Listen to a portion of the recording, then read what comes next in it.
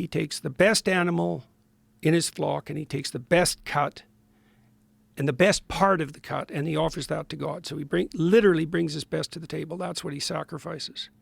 And Cain doesn't. So Cain's sacrifices are rejected by God. And God tells him, if you brought your best to the table, you'd be accepted. And Cain gets bitter and resentful and invites temptation in to possess him.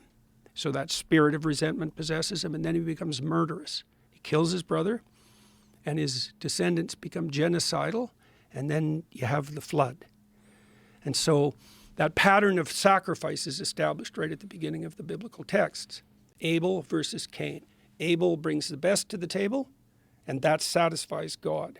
It says, wouldn't you be accepted if you were doing your best? And so that's a question of conscience, right? If you're in extreme misery and your life is hollow and empty and you're bitter and resentful, it's like, you bringing your best to the table? Because the covenant proclaims that if you did, you'd be accepted. Okay, so now the question is, what constitutes, now you have to sacrifice.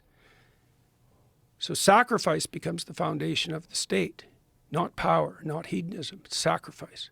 And then that motif is played out through the whole Bible, and that's what culminates in the New Testament, right?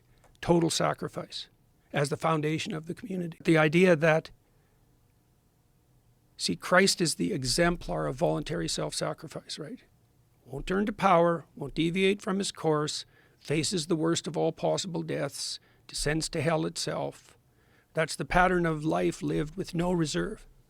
And that's the foundation of the free state.